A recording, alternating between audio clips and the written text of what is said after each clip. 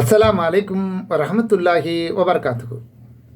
அல்ஹம்துலில்லாஹி ரபில் ஆலமீன் வஸ்ஸலாத்து வஸ்ஸலாம் அலா அஸ்ரஃபில் அம்பியாய் முர்சலீன் நபியனா முஹம்மத் வ ஆலிஹி வஸாபிஹி அஜ்மஈன். அம்மாபாத். கண்ணியத்துக்குரிய எல்லாம் வல்ல அல்லாஹு ஜல்லசானு தாலாவின் நல்லடியார்களே, அன்பிற்கினிய சகோதர சகோதரிகளே, பிரமத அன்பர்களே, நண்பர்களே, உங்கள் அனைவரின் மீதும் ஏக இறைவனுடைய சாந்தியும் சமாதானமும் என்றென்றும் நிலவ பிரார்த்திப்பதோடு நான் சங்கை அப்துல் அஜீஸ். அல்லாஹ்வுடைய அருளால் அனைவரும் மிக நலமாக இருப்பீர்கள் என்று நம்புகிறேன். எல்லா புகழும் அல்லாஹ்வுக்கு. இதுதான் இஸ்லாம். பாகம் 13. இதுதான் இஸ்லாத்தின் கொள்கை என்பதை பற்றிய ஒரு சிறிய விளக்கம். வணக்கத்துக்குரியவன் அல்லாஹ்வை தவிர யாரும் இல்லை என்பது இஸ்லாத்தின் அடிப்படை கொள்கையாகும். லா இலாஹா இல்லல்லாஹ், இதுதான் இந்த மார்க்கத்துடைய பேசிக் அஸ்திவாரம். இஸ்லாத்தின் கொள்கை இதுதான் என்பதை முஸ்லீம் அல்லாதவர்களும் கூட பலர் அறிந்து வைத்துள்ளார்கள். ஆனாலும் தமிழகத்தில் வாழும் கணிசமான முஸ்லீம்கள் இந்த கொள்கையை சரியாக புரிந்து கொள்ளாதவர்களாக இருப்பதனால் மேலதிக விளக்கம் அப்பப்போ கொஞ்சம் கொஞ்சம் கொடுத்து உசுப்பேற்றி கொண்டே இருக்கணுங்கிறது இந்த காணொளி பதிவின் நோக்கம். இது அல்லாஹ் யாரை நாடுகிறானோ, யார் தெளிவை பெறணும் என்று அல்லாஹ் நாடுகிறானோ அவர்களிடம் கொண்டு சேர்க்க வேண்டிய பொறுப்பை அல்லாஹ்விடமே நான் பொறுப்பை சாட்டுகிறேன். அவன் கொண்டு சேர்ப்பான். ஆனால் இதில் வணக்கத்துக்குரியவன் அல்லாஹ்வை தவிர யாரும் இல்லை என்பதில் 2 செய்திகள், விளக்கங்கள் அடங்கியுள்ளன. தெளிவாக இதை நம்ம முஸ்லீம்களாகிய நாம் பிரித்து உணர்ந்து புரிந்து கொள்ள வேண்டும். ஒன்று அல்லாஹ்வை வணங்க வேண்டும். 2வது, அல்லாஹுவை தவிர எவரையும் வணங்கக்கூடாது. அல்லாஹ்வை வணங்குவது மட்டும் முக்கியமான விஷயம் இல்லை. வணங்கினால் மட்டும் பத்தாது, அவனை மட்டும்தான் வணங்கணும். கண்டிப்பாக, நிச்சயமாக. அது மட்டுமல்ல, அல்லாஹ்வை தவிர எவரையும் வணங்கக்கூடாது, வேற யாரையும் வணங்காமல் இருக்கணும். இதுதான் இம்பார்ட்டண்ட். அதான் லா இலாஹா இல்லல்லாங்கிற வார்த்தையே உங்களுக்கு சொல்லும். எல்லாம் அல்லாஹ் இருக்கிறான் என்று இந்த வார்த்தையோட அர்த்தம் இல்லை, இல்லையா? அல்லாஹ், அதாவது வணக்கத்துக்குரியவன் யாரும் இல்லை அல்லாஹ்வை தவிர, அப்படிங்கிற முழக்கம், கொள்கை முழக்கம் தான் இஸ்லாம் நமக்கு முன் வச்சிருக்கிற லா இலாஹா இல்லல்லாஹ். இதை சரியாக நம்ம புரிந்து கொள்ளணும். இதை சரியாக புரிந்து கொள்ளாததுனால தான் என்ன பண்ணுறாங்க, ஒரு பக்கம் அல்லாஹ்வை வணங்கி கொண்டு இன்னொரு பக்கம் இறந்தவர்களையும் அவர்களை அடக்கம் செய்துள்ள சமாதிகளையும் மகான்கள் என்று உலா வரும் போலிகளையும் வணங்கி வருகிறார்கள். அப்போ இது என்ன காட்டுது நமக்கு? தெளிவாக அவங்க புரிந்து கொள்ளன்னு தானே, சரியான முறையில் இதை மனசில் பதிய வைக்கலைங்கிறது தானே காரணமாக இருக்க முடியும், வேற ஒன்றும் இருக்காது. சரியா? அப்போ இதில் முதலாவது செய்தியை ஓரளவு ஏற்று நடக்கும் முஸ்லீம்கள் இரண்டாவது செய்தியை அறியாதவர்களாகவும் விளங்காதவர்களாகவும் இருக்கிறார்கள் என்பதுதான் இதனுடைய உண்மையான நிலை.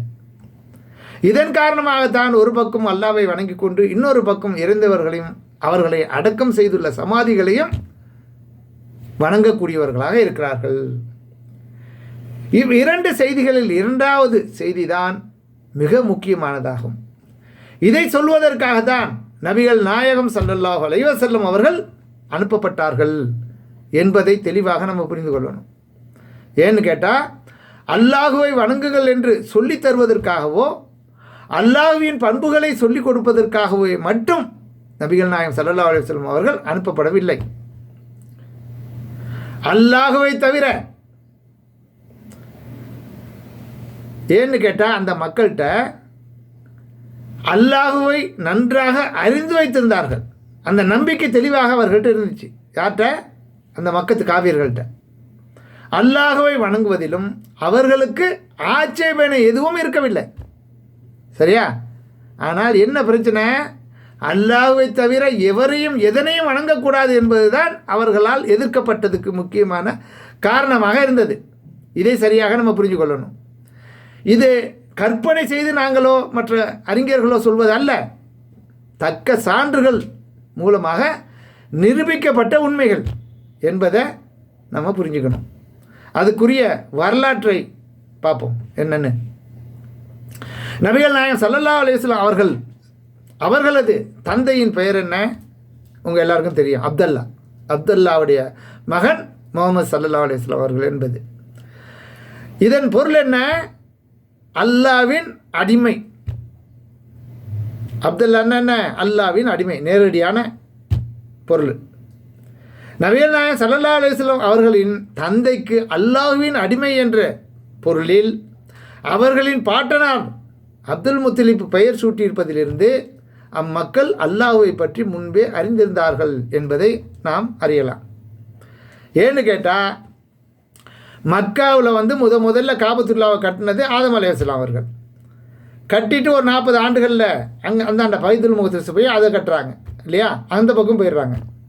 அப்போ அங்கே கட்டிய அந்த ஆலயம் சிதலம் அடைந்து அழிஞ்சு போயிடுச்சு. திரும்பவும் நபி இப்ராஹிம் அலைஹிஸ்ஸலாம் அவர்கள் மூலமாக அன்னை ஹாஜர் அவர்களுடைய மகன் இஸ்மாயில் அலைஹிஸ்ஸலாம் அவர்கள் 2 பேரையும் கொண்டு விடுறாங்கல்ல. அதன் பிறகு தான் என்ன, துல்ஹும்ங்கிற ஒரு கோத்திரத்தை சேர்ந்த என்ன அகரமௌத்திலேருந்து யமன்கிற நாட்டிலேருந்து என்ன அந்த பகுதியைச் சேர்ந்தவர்கள் இந்த பக்கம் வியாபாரத்துக்காக வரும்பொழுது அங்கே உள்ள அந்த ஜம்ஜம் தண்ணீரை அங்கே பார்த்துட்டு காக்காக்கள் அந்த வேகங்கள் சுற்றுறத ஏற்கனவே ஒரு இது சம்மந்தமான முழுமையான ஒரு வீடியோ போட்டிருக்கோம். அந்த அடிப்படையில் மக்கள் அங்கே வர்றாங்க. பிறகு அவங்க 2 பேரையும் பார்க்குறாங்க. ஒரு ஒப்பந்தத்தின் அடிப்படையில் அங்கே குடியமர்றாங்க. அவர்கள் பேசிய மொழி தான் அரபி. சரியா? அப்போ அன்னை ஹாஜர் அவர்களுடைய மகன் இஸ்மாயில் அலைஹிஸ்ஸலாம் அவர்களின் மூலமாக அங்கே மீண்டும் சந்ததிகள் வளருது. அவங்க பெரிய வளர்ந்து வாலிபர் ஆன பிற்பாடு இப்ராஹிம் அலைஹிஸ்ஸலாம் இஸ்மாயில் அலைஹிஸ்ஸலாம் சேர்ந்து தான் அந்த காபாவை கட்டி எழுப்புறாங்க. அதெல்லாம் ஒரு தனி விஷயம். அப்போ அவர்கள் மூலமாக தான் அங்கே சந்ததிகள் வளருது. அப்போ மக்காவில் குடியிருக்கிற சுற்றி இருக்கக்கூடிய குறைசி குளங்களாக இருக்கட்டும், இன்னும் எத்தனை குளங்களாக இருக்கட்டும், எல்லாருமே அந்த இப்ராஹிம் அலைஹிஸ்ஸலாம் அவர்களுடைய வழித்தோன்றர்கள் தான். அந்த வழித்தோன்றல்லேருந்து தான் நபிகள் நாயகம் ஸல்லல்லாஹு அலைஹி வஸல்லம் அவர்கள் வர்றாங்க இல்லையா? அப்போ நபிகள் நாயகம் ஸல்லல்லாஹு அலைஹி வஸல்லம் அவர்களுடைய அந்த பிரச்சாரத்தில் அதிலேருந்து வளர்ந்தவர்கள், அந்த அடிப்படையில் வாழ்ந்தவங்க தான். அதனால் அல்லாவை பற்றி அவர்களுக்கு நன்றாக தெரியும்.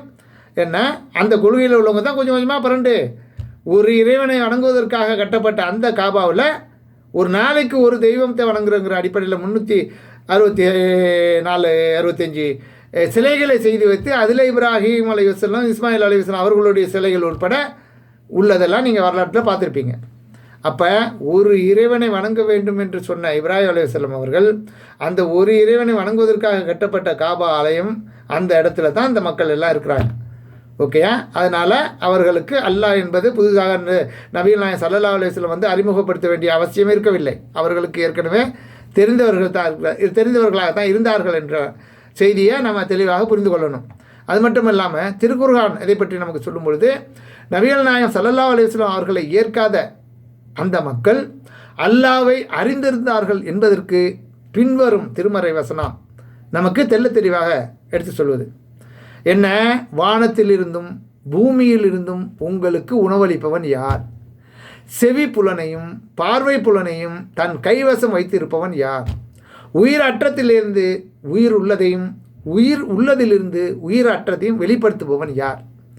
காரியங்களை நிர்வாகிப்பவன் யார் என்று கேட்பீராக என்று அல்லாஹ்வின் தூதர் ஸல்லல்லாஹு அலைஹி வஸல்லம் அவர்களுக்கு அல்லாஹ் கூறுகிறான், கட்டளையிடுகிறான். அப்படி அவர்கள் கேட்டால் அல்லாஹ் என்று அவர்கள் கூறுவார்கள். இதையும் அல்லாஹ்வே சொல்கிறான். இப்படி நீ கேட்டன்னா அவர்கள் அல்லாஹ் தான் என்றும் சொல்லுவார்கள்.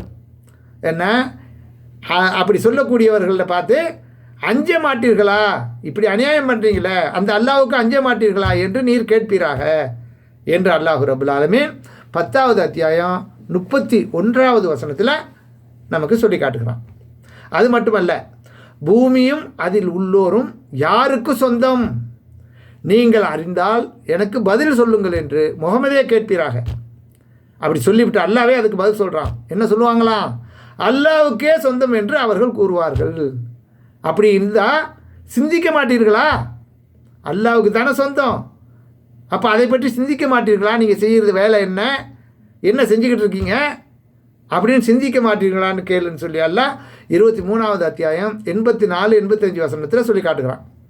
அதோட மட்டும் விடல, 7 வானங்களுக்கும் அதிபதி, மகத்தான அரசுக்கும் அதிபதி யார் என கேட்பீராக. அப்படி நீ கேட்டன்னா அவர்கள் என்ன சொல்லுவாங்க? அல்லாஹுவே என்று கூறுவார்கள். அப்போ நீ அவங்கள்ட்ட கேளு, அந்த அல்லாவுக்கு அஞ்ச மாட்டீர்களா? இப்படி அநியாயம் பண்ணுறீங்களே அல்லாவுக்கு அஞ்சாம அப்படின்னு கேட்க சொல்கிறான்ல. இது 23வது அத்தியாயம் 86, 87 ஆகிய வசனங்களில் அல்லாஹ் சொல்லி காட்டுகிறான். அடுத்து, பாதுகாப்பவனும் பிறரால் பாதுகாக்கப்படாதவனும் தன் கைவசம் ஒவ்வொரு பொருளின் அதிகாரத்தை வைத்திருப்பவனும் யார்? நீங்கள் அறிந்தால் பதில் கூறுகள் என்று கேட்பீராக அப்படின்னு நல்லா சொல்லிட்டு, அதுக்கு என்ன அவங்க சொல்லுவாங்கன்னு அல்லாவே சொல்கிறான். என்ன சொல்கிறான்? அல்லாஹுவே என்று அவர்கள் கூறுவார்கள். அனைத்து அதிகாரமும் கைவசமும் அல்லாஹ்கிட்ட தான், அவன் தான் கைவசம் வச்சிருக்கிறான் அப்படின்னு அவர்கள் கூறுவார்களாம்.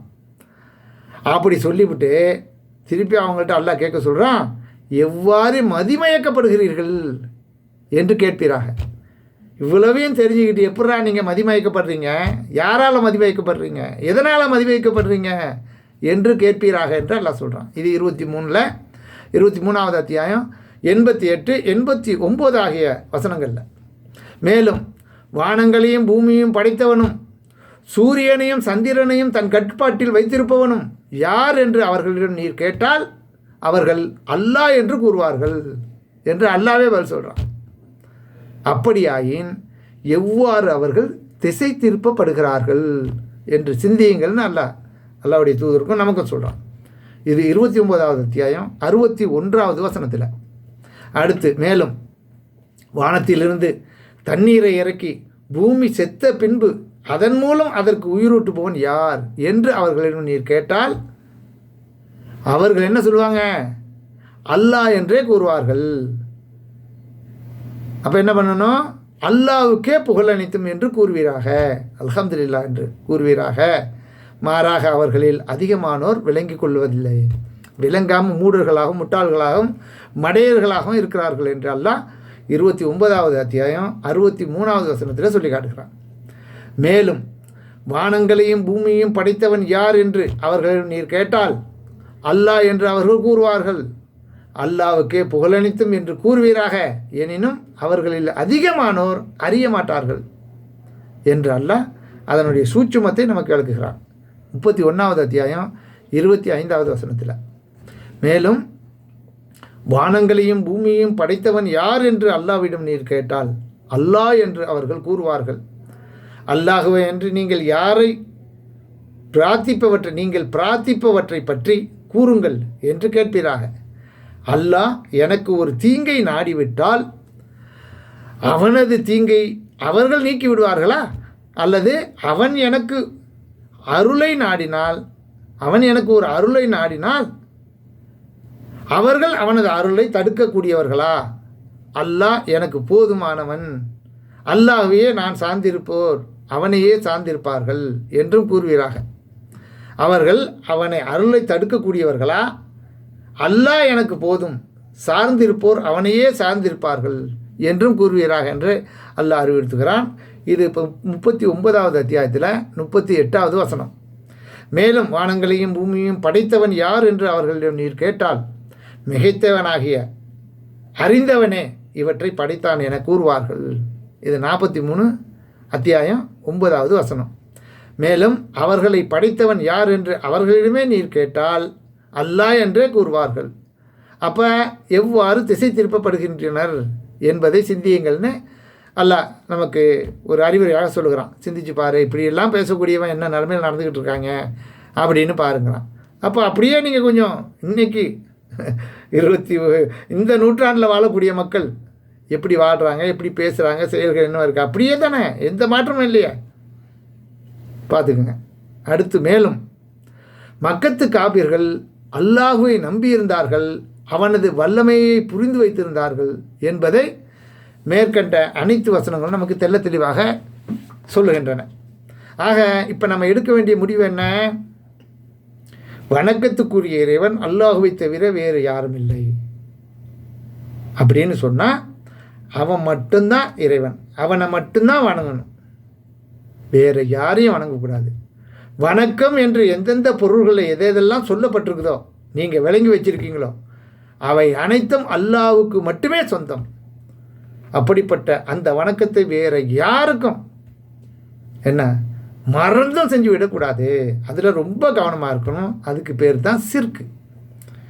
யார் இணை வைத்து அல்லாஹ்வுக்கு இணை வைத்து விட்டார்களோ அவர்களுக்கு என்ன சொர்க்கம் அறாமாக்கப்பட்டு விட்டது. அவர்கள் சொர்க்கத்தின் பக்கமே தலை வச்சு படுக்க முடியாது, நிரந்தர நரகம் என்று அல்லாஹ் சொல்லிவிட்டான். அப்போ இந்த கொள்கையை லா இலாஹா இல்லல்லாஹ் கொள்கைங்கிறது சாதாரண ஒரு வார்த்தையில் மட்டும் இல்லை, அதில் கோடிக்கணக்கான அர்த்தங்கள் உள்ளடக்கிய ஒரு வார்த்தை. அப்படிப்பட்ட அந்த வார்த்தையை நபிகள் நாயகம் ஸல்லல்லாஹு அலைஹி வஸல்லம் அவர்கள் என்ன இறக்கும் தருவாயில், ஏன்னா ஒருத்தன் மரணிக்கும் எப்படியோ வாழும்போது எப்படியோ வாழ்ந்துடலாம், உண்மையான முஸ்லீமாக மரணிக்கணும். யா அய்யுஹல்லதீன ஆமனு, நம்பிக்கை கொண்டவர்களேன்னு அல்லாஹ் கூப்பிட்டு முஸ்லீம்களாக தவிர நீங்கள் யாரும் மரணிக்கக்கூடாது, அது ரொம்ப டேஞ்சர் உங்களுக்கு, கவனம் என்று அல்லாஹ் சொல்லி காட்டுகிறான். அப்போ நம்ம மரணிக்கும் போது எப்படி தான் நம்ம வாழ்க்கையில் எவ்வளவு தான் வீரவசனங்கள் பேசி வாழ்ந்திருந்தாலும் என்ன நம்ம மரண தருவாயில் நாம் முஸ்லீமாக மரணிக்கணுங்கிறதுல அதிக கவனம் இருக்கணும். என்ன அதில் நம்ம கவனம் செலுத்தி அந்த முஸ்லீமாக அல்லாமல் மரணித்து விட்டால் நம்ம சொர்க்கம் கிடைக்காது அப்படிங்கிறத கடைசி நேரத்தில் ஒருவர் அந்த சக்கராத்து நேரத்தில் அவர்களுக்கு ஞாபகம் மூட்டுங்க, சொல்லி கொடுங்க, அதை உறுதிப்பட அவங்க மனசால் அதை நினைக்கிட்டோம் அந்த நேரத்தில் அப்படின்னு சொல்லி நபி ஸல்லல்லாஹு அலைஹி வஸல்லம் நமக்கு சொல்லியிருக்காங்க. அப்போ அந்த அளவுக்கு இந்த ஏகத்துவ கலிமாங்கிற அந்த லா இலாஹா இல்லல்லாஹ்ங்கிறது சாதாரண ஒரு வார்த்தை இல்லை. இந்த உலகத்தை அனைத்தையும் ஒரு திராசில் ஒரு தட்டில் வச்சு இந்த கலிமாங்கிற லா இலாஹா இல்லல்லாஹ் ஒரு தட்டில் வச்சா இந்த லா இலாஹா இல்லல்லாஹ்ங்கிற இந்த கலிமா தான் கணக்குன்னு சொல்லி என்ன மார்க்கம் நமக்கு அறிவுறுத்துது. அந்த அளவுக்கு வெறும் வாயால் லா இலாஹா இல்லல்லாஹ் லா இலாஹா இல்லல்லாஹ் நிறையா பேர் சொல்லிக்கிட்டு இருப்பாங்க, பிள்ளைகளுக்கு சொல்லிக் கொடுப்பீங்க. அதை நீங்கள் ஒரு கிளி வளர்க்கக்கூடிய ஒரு கிளிக்கு சொல்லி கொடுத்தாலும் அது சொல்லும். அதனால் ஏதாவது பலன் இருக்குமா? என்ன 1 கோடி அர்த்தங்கள் அதுக்குள்ளார இருக்குது. தெளிவாக அனைத்து விஷயங்கள்லேயுமே நீங்கள் உங்கள் மனசில் எதை நீங்கள் நினைக்கிறீங்களோ இறைவன் சம்பந்தமாக நமக்கு நோய் ஏற்படும், கஷ்டம் ஏற்படும், பஞ்சம் ஏற்படும், பிரச்சனை ஏற்படும், கவலை ஏற்படும், துன்பம் ஏற்படும், அனைத்து விஷயங்கள்லேயுமே முழுமையாக நம்ம அல்லாவை சார்ந்திருக்கணுங்கிறதுக்கு உங்களுக்கு துணை செய்யக்கூடியது, உங்களுக்கு தெளிவுபடுத்தி வழிகாட்டக்கூடியதாக இந்த களிமா இருக்குது. அந்த அளவுக்கு மிக நீண்ட ஆழமான கருத்துக்களை கொண்ட விளக்கமுடையதாக இந்த களிமா அமைந்திருக்கிறது. அது வெறும் ஒரு வார்த்தை அல்ல என்பதை விளங்கி நடக்கக்கூடிய உண்மை மூமின்களாக நம்ம வாழ்ந்து அந்த உண்மை முஸ்லீம்களாக நாம் மரணிப்பதற்கு அல்லாஹ் உங்களுக்கும் எனக்கும் அருள் புரிய அவனிடமே பிரார்த்தித்தவனாக இந்த காணொலியை நிறைவு செய்கிறேன். நன்றி. தேங்க்ஸ் ஃபார் வாட்சிங். ஜஸாக்கல்லாஹ் ஹைர்.